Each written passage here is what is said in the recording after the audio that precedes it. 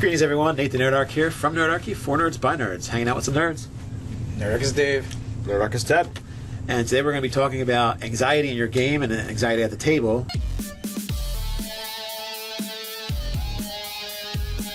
If you want to jump down the description below, you can sign up for Nerdarchy, the newsletter. It's a great way to get gaming tips, as well as learn how to game with us. So this hobby is kind of rife with people that are a little socially awkward, that may suffer from anxiety issues, and I feel like the gaming table can help that or exasperate it. Depending on the individual and the groups involved, of gamers and players. I know me. I'm the kind of person that at the table I've kind of always felt a little comfortable. It's a way to okay, well, I'm not really here. I'm pretending to be somebody else, and I've known other people where they're like, okay, well, I don't know what to do at the table. How do I roleplay as my character? And it's a hobby that's filled with these type of dynamics. Dichotomies, if you will. Dichotomies, yes. And I, being a lot of those things, especially when I was younger, I dealt with those by being sick and not showing up. And we got, we're D&D tonight. Yeah, I don't feel well. I didn't feel well because I had worked myself up into feeling physically nauseous or having a terrible headache. We got those phone calls. All right, Nate's not going to be here tonight. Okay. Yeah. Well, that's interesting. So what is it about showing up for the gaming group? Because I take it you enjoy the hobby and you like playing D&D and the different role-playing games we do. So what is it about showing up for a gaming session that would give you anxiety? I think, it's kind of like a combination, I think, of a little bit of depression, a little anxiety. Because it's kind of, anxious, at least my anxiety, I kind of focus inward on what people are thinking about me rather than just being like, I'm not the main character of the universe. So, they're obviously not just always staring at me and thinking about stuff or judging me about something. Well, do you have a fear of being judged? And depression, I think that works into at least my anxiety is what are other people thinking about me? And it's gotten better because I've kind of considered, I've had it proven to me enough that people are not always thinking about me. In a room of 10 people, no. Maybe one other person might be having a conversation with me. They're probably thinking a little bit about me, but they're probably more thinking about what they're saying and what they're going to say in the conversation. Yeah, people tend to be me-centric, and they think more about what they themselves are thinking or doing, more so than other people. So I would say, for me anyway, my social anxiety is the being self-centered in that idea that I think other people are looking at me and thinking about what I'm doing and judging me. That's you're projecting. Yeah, well, I'm not projecting in the sense of I'm not doing that to everybody else. Because hell, I don't want it to be done to me. So projecting what you're feeling onto them. I'm assuming that they're feeling the things I'm thinking they're feeling. Yes. Rather than asking them. Or that's kind of what it feels like inside. And then, I've read enough on depression recently that I'm like, yeah, those are kind of the actions of a depressed person. And it was this idea, for depression, I saw someone describe it as, you want to go hang out with your friends at a party, but you always tend to kind of ditch them or say, I don't feel well, or something else came up, or my mom says I can't go. Well, and with that, it's because it feels it's there's a level of exhaustion to it. I've got to write a 10-page paper and then go. If I said, Ted, to go hang out at this party, you must write a 10-page paper. And then you can go. Yeah, that's not... And then, to go to the store tonight, you have to write a 3-page paper on how it feels to go to the store, and then go. That wouldn't be fun. Yeah, eventually you're just crap, I'm just not going to go.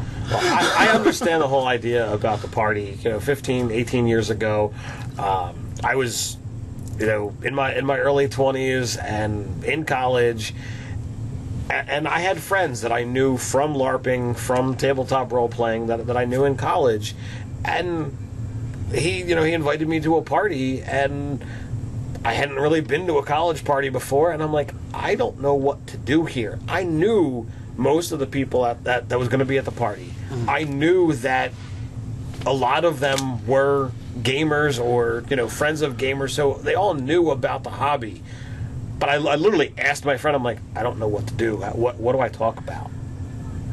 it was just something that, like, I was much more comfortable at the gaming table because I could be somebody else, and I was with the people that I knew. Like, we were getting together to game. Even if we got off topic, there was always well, let's just bring it back to D&D, and we'd be fine. But at a party, like, all right, if the subject matter goes left or right, and I don't have something to talk about, I don't know what to do. So I definitely understand that kind of mentality. Nerds. That's the problem, right? Nerds don't know how to deal with people and social situations a lot of times. And so I feel like the gaming group becomes like our social group. Mm-hmm. And it's it's like you said, it's a safe space because you're going and we're going to play Dungeons and Dragons tonight. There's rules, right? Mm-hmm. There's rules to the social interaction. And we all know them. They're written down. So yeah, they're in the book. Is where, like you said, you're going out into the world and it's like anything goes. Now, where how do I interact? It's funny too because we all have these stories where about social anxiety, right? For me, it's large groups. I don't like being in a large group. Yeah. I feel like a caged animal. I want to escape, right? And I think it is like Nate, like what you're saying. Like you're like, what are people thinking about you? Or, but at the end of the day, they don't really care for the most part. Like they're not. They're worried about their bubble, their world, what's going on there. Like I always feel like I don't know what to do with myself or what to talk. Like you said, that you don't know what to talk about. But these are skill sets that I've had to learn over the years. Mm-hmm. And same here. I've done a lot of like.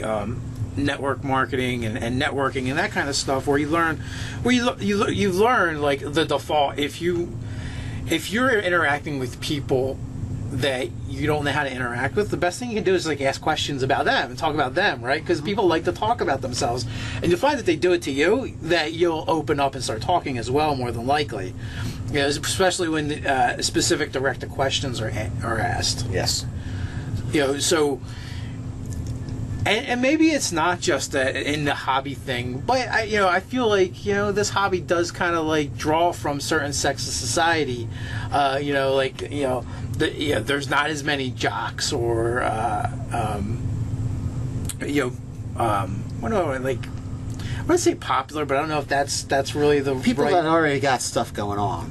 When your day's full of stuff and you go home, do homework, and want to go to bed.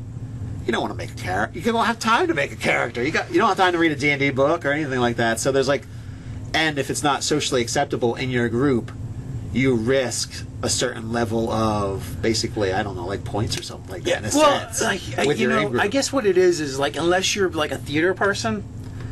Like this is really weird and kind of out there. So we draw more from people that are into like science fiction and fantasy, and that interact with that stuff on an individual level, like reading a book. Yeah. Or watching particular, that genre. Yeah. So that kind of stuff can be done alone, right? It's not social, especially reading. Like now, it's a lot easier because there's so much more out there. But like when we first got into the hobby and those interests, like the most part you're going to read comic books or you're going to read novels. Lord of the Rings, because beyond Lord of the Rings there weren't a lot of fantasy-esque things that were out there. I mean, you could read Conan and you could read some of the... Well, no, there's tons of stuff to read. There's good stuff. It's Dude, it's been there forever. Mythology. Lord of the Rings is like super, super big deal. Yeah. All right. But no, what I'm saying is like how you ingested that information was kind of the same. You were going to take it in. You're probably going to read it. Yeah, it's a solitary pastime. Right. So if that's the thing you really enjoy, you're doing a lot of it. That kind of almost isolates you from the rest of the world and social groups. And you're not developing the skills, the social skills, by interacting on the football team, by interacting with some group. Like even Glee Club or a chess club, or chorus, things like that. You have these social structures that you have to fit into. So, but if you're a nerd and you're a geek and you're like, and it's a lot of this stuff is less relevant today than it was when we got started. Right. I want to say because one, it's more socially acceptable, and two, there's just so many more outlets and so many things that have made inroads into geek and nerd culture, like video games, like anime. There's so much more TV shows and movies that you can take in, and that stuff can be enjoyed in a group with other people. And when we were growing up, there wasn't the internet to provide you with extra resources or extra input into those things. Social groups. And so now there's the social groups online that you can go connect with, and so there's no one in your neighborhood that plays D&D, but you can easily connect with the guy on the other side of the world who's awake at the same time. Hey, I'm playing D&D too. Okay, let's talk. So I wonder, and this is like more of a question for you guys out there in the comments, but like, our generations versus the younger generations now, what it's like for them, what is the gaming experience like, what is it like being into RPGs and tabletop gaming versus our experience with it. Do they experience less of the social anxieties, and almost like for some of us this was like our social outlet, and almost like, well, there are high schools that have D&D club. Like, the thought of that is like, that would have been an awesome thing in high school. Like, now maybe you probably wouldn't have been involved because you were more in the closet about it. I would have absolutely gone there. Right. Well, and that's just it. Like, so, like, especially when you're talking about high schools, like, there's definitely different social groups, right? And when I was in school, you had the metalheads, the jocks, the nerds, the more intellectual people, the popular kids. It could be like kind of a mix of some of those things, and and I definitely fell more into those like rebel groups, like being a metalhead and stuff like that. Which I don't even know if that's a thing anymore.